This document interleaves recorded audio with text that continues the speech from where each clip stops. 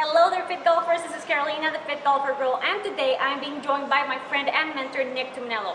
We're going to be going through 3 exercises that will help increase your rotational power for a much better golf swing. Let's get started.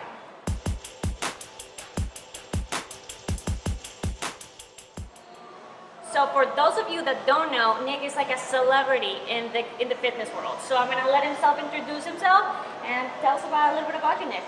Well, I think you just did it right there, so I appreciate that. Quick on me is I was the NSCA 2016 Personal Trainer of the Year. I've written 2 books that you may have seen, one called Strength Training for Fat Loss, another called Building Muscle and Performance, and I've been lucky to get to speak to trainers around the world at conferences. I still get to write books, and I still get to train clients, everybody from NFL athletes to everyday Joes and Janes of all levels. We're looking forward to getting a little bit of your knowledge and applying it into our golf swings. Absolutely. Yay, let's do this. So I want to give you 3 exercises that you can do at home tonight if you wanted to. The first is really about thoracic rotation. If you want rotational power, you have to be able to rotate through your shoulders first. So we want to get this mid-back, that's the thoracic. So what Caroline is doing is she's laying on her side. We want to get her knees above her hip. That kind of takes the low back out of it because we're focusing on the upper back. And then from here, she's going to open up her arm all the way, and she's going to try, keyword is try, to touch her scapula here to the floor. Now, if it doesn't happen, that's okay. Then she's going to bring it back and then repeat the action. So this is more of like a dynamic stretch. So she's going to move in and out of it. It feels great. It's okay to hold it if you want, but we're trying to kind of use this as a warm-up for right now. So if you want to hold it, you would do that more at the end of your workout. Right now, you want to move through it and groove through it. Now, if you feel like you're really inflexible with this and you're not moving that far at all, what she could do is she can make a fist with this hand, turn her arm like this, and slide it underneath here to create elevation there. And then from there, that gives her more room to rotate through. So we call this an arm crossover. You would do about 8 to 15 reps per side, keeping natural breathing. So the second exercise is a squat and turn. Now you can use this with body weight, which we're going to show you first, or you can add some extra load like a dumbbell, which Caroline will show you second. So what she's going to do is she's going to set up in a position where she's kind of comfortable squatting. And it's not necessarily a full squat where you have to stay upright. It's okay if you bend slightly forward, no problem. Everybody moves a little different that way. And she's going to go down towards the floor, so go down and squat down. And then as she comes up, instead of just coming up in the middle, she's going to get some hip rotation and turn. Now you notice, Caroline, if you can come back to that same position for me. If you notice, she's keeping this foot, that's the foot that she's rotating on, or the hip she's rotating on, fairly pointed towards you. It can move a little bit. And what we're doing now is we're stretching the internal rotators, or excuse me, we're creating internal rotation, we're stretching the external rotators of the hip. And she's going to come back to the center, and then do it to the other side. So the important part here is that you keep coming back home to the middle in between. So if you show a few reps of real time, each time you notice she resets her feet. One of the common mistakes people end up doing is they keep getting more and more duck-footed. The more and more duck-footed you become, the less you are stretching those external rotators in your hip, and you need to be able to get through those in order to be able to wind up and then to be able to finish. You want to show a few reps with the dumbbell? So you hold the dumbbell vertically, and then as she comes up, the dumbbell perfectly clears your thighs.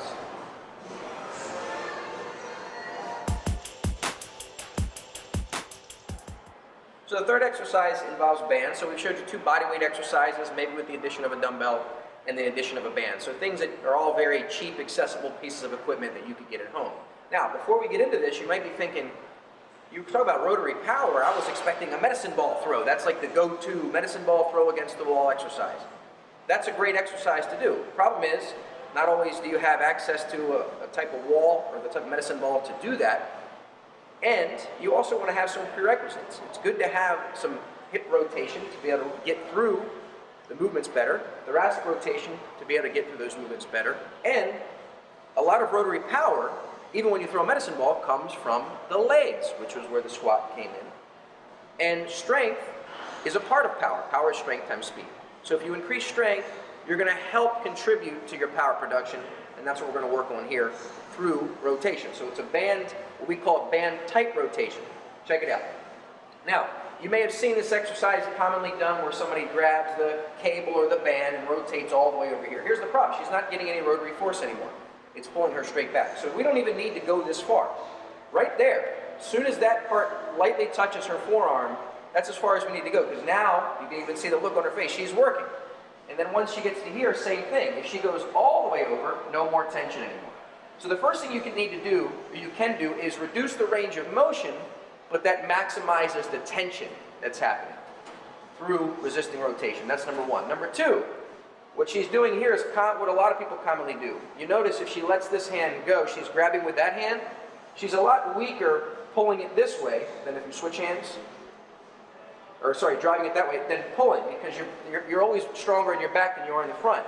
So my recommendation is grab first with the far hand and use the close hand as support. All right, and then third element here is what I'm looking to create is stiffness in this exercise. So what I want to have happen is her shoulders and hips rotate together. So if she was like a barrel, and this is the top of the barrel, this is the bottom, the barrel would roll, both would roll at the same rate, for sure. And of course, whatever you do on one side, you do on the other. You could do 10, 15, even 20 reps of these per side. Just depends on the weight and your fitness level. These are killer. Nick, thank you so much for joining us today. Do you have any other tips for our fit golfers? Well, I would just say that we showed you 3 exercises of many that you could do. These are certainly not an exhaustive list of all the things you could do to increase your rotary power for any rotational sport. Obviously, golf is the main focus here. So I would say this. You could either take 1, 2, or 3 of these exercises and use them as a little circuit if you like. You could do all 3 of those several times through. Nice little in-home workout that could be quick. Or you could, if you like 1 or 2 of these exercises, you could sprinkle them in between other exercises that you're doing as a part of your regular workout. There really is no magic formula. There's no one magic exercise. We've given you a few tools that you can immediately use. Awesome. Thank you so much, Nick. Where can fit golfers find more about you and your work? So I have a website, performanceu, that's the letter u.net, performanceu.net, or you can just search my name, Nick Tumminello, a little longer Italian name, harder to spell, nicktumminello.com. Both will get you to the same site. Thank you so much, Nick, and thank you so much, fit golfers. It's been a pleasure working with you to help improve your golf game. Now, don't forget to tag me in your golf fitness videos using the hashtag #MakeGolfFitnessFun. Until the next time. Thank you guys for watching another one of my videos. Don't forget to subscribe to my YouTube channel and visit the blog at fitgolfergirl.com for great, awesome golf fitness tips. Also, follow me on Facebook and Instagram at fitgolfergirl. Don't forget to tag me using the hashtag #MakeGolfFitnessFun. And see you next time. Bye-bye.